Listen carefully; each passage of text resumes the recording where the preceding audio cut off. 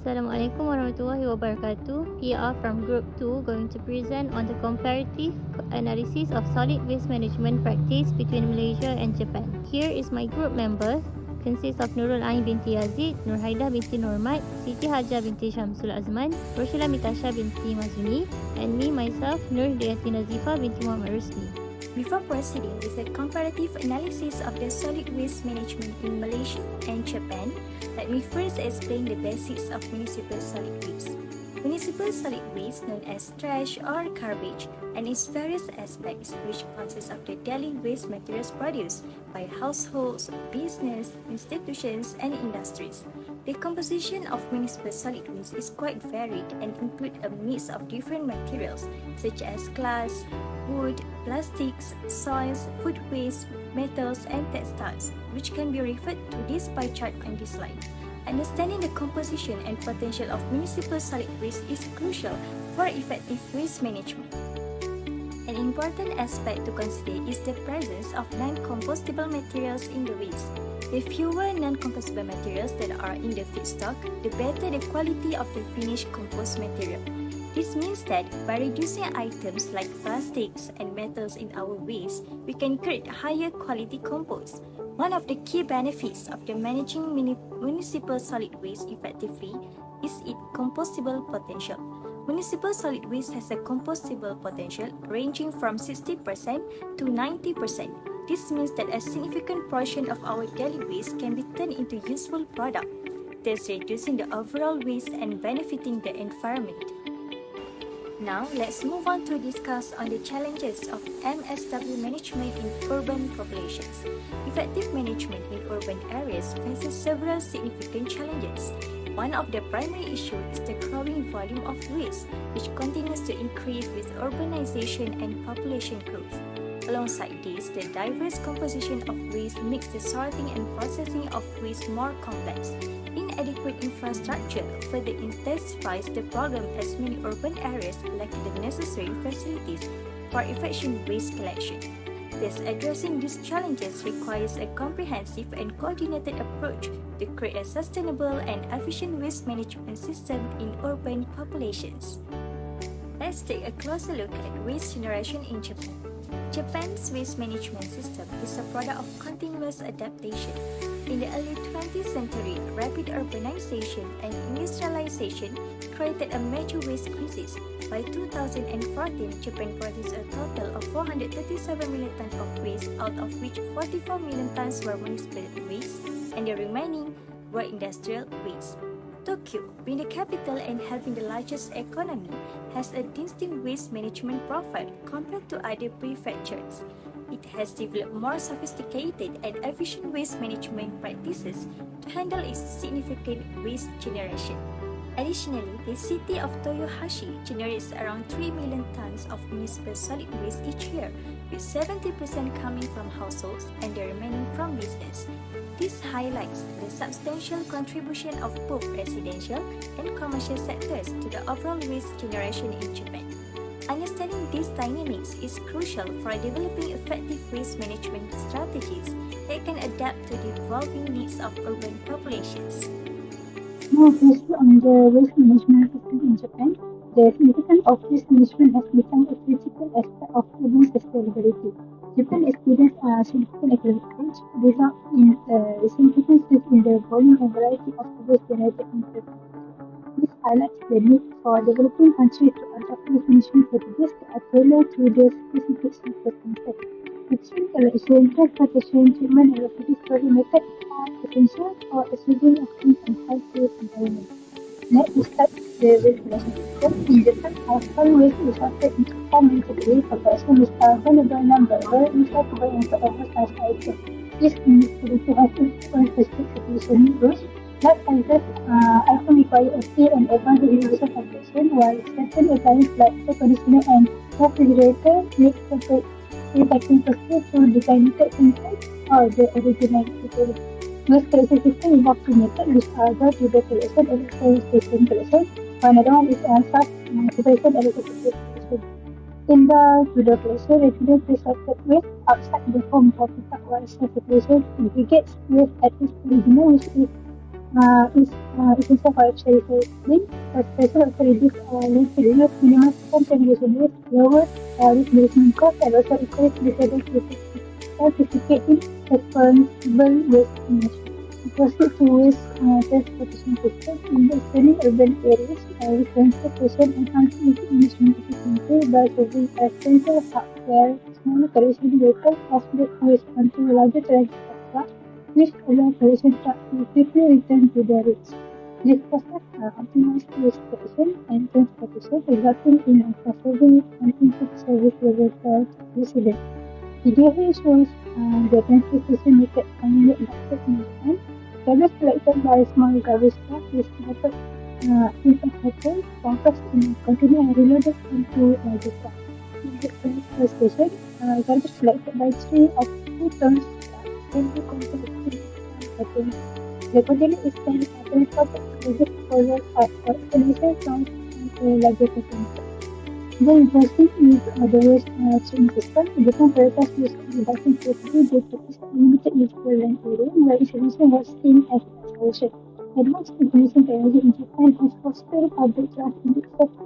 A prime example is the Shibuya isolation plant in international law products that incinerator for action with treatment which comprise the stand that affected by air to maintain the quality.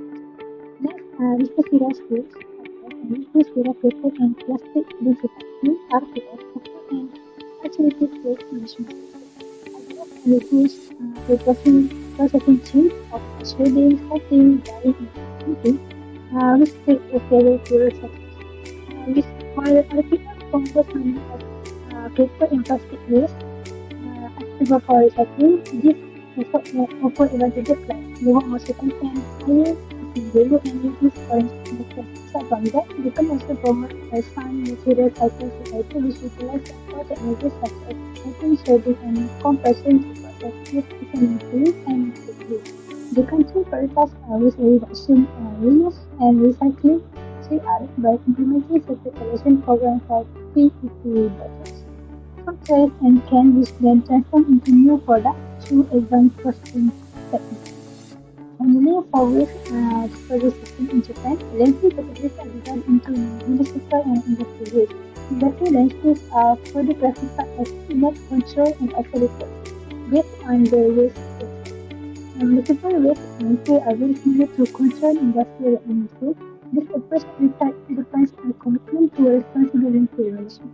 Controlled landfills employ steady, already structured and extract non-hazardous waste with potential for environmental impact. Landfills incorporate water catchment and treatment system to manage the surface and limited. This is a crucial because decomposed waste can generate contaminated waste to solid waste. Next, I will continue the presentation with the problem in municipal solid waste management in Japan. The first point will be the high population density and limited land availability, where the urban areas face a shortage of landfill leading to a heavy reliance on the incineration. This incineration process reducing waste volume will lead to the environmental risks such as the release of dioxins and other pollutants. The second point will be the calcium precipitation issues. The calcium will build up in the leachate treatment facility cause several operational problems. The challenges also include the blocked pipes and non-functioning pump due to the thick calcium deposit. And the third point will be the plastic waste management. In Japan, despite robust recycling program, a significant amount of plastic waste is incinerated or exported. The global reaction against exported plastic shows that we need sustainable solutions. Next, I will continue with the strategies to overcome problems in municipal solid waste management in Japan. Firstly, we can invest in waste-to-energy technologies which can convert waste into energy and reducing landfill dependency. By incorporating state-of-the-art pollution control technologies can minimize the harmful emission. And the second point is the enhance the leachate treatment methods by implementing sodium carbonate treatment to reduce calcium levels in the leachate. At the same time, we can adopting technologies such as reverse osmosis and electrodialysis for the efficient chlorine removal. And the third one is the improvement in waste segregation and recycling system by simplifying waste sorting categories and providing clear, consistent guidelines. Let's start by looking at the waste generation and composition in Japan and Malaysia. In examining waste generation and composition, Japan and Malaysia present contrasting scenarios. Japan boasts low per capita waste generation largely due to its well-developed system for waste segregation at the source. Households and businesses meticulously separate waste into categories like recyclables, burnables, and non-burnables, significantly reducing landfill waste and enhancing recycling efficiency. Conversely, Malaysia faces growing challenges with waste generation due to rapid urbanization and population growth. The country's waste composition is diverse with high percentage and organic and plastic waste. Unlike Japan, Malaysia's waste segregation practices are not as well established, leading to inefficiencies in managing its increasing waste volume. The waste collection and transportation system in Japan and Malaysia further highlight their differences. Japan has a highly organized collection system with strict schedules, ensuring orderly and timely waste collection. Advanced technology optimizes waste transportation routes, reducing emission and enhancing efficiency. On the other hand, Malaysia's collection system vary across regions, with some areas experiencing efficient collection while others suffer from infrastructure limitations. These limitations often lead to issues like illegal dumping, posing environmental and health risks. Malaysia needs a more uniform and efficient collection system, requiring infrastructure investment and technology advancement. Recycling initiatives also differ significantly between these two countries. Japan is renowned for its highly effective recycling programs, achieving impressive recycling rates for various materials. Comprehensive recycling policies, strict regulation, and strong public participation underpin this success.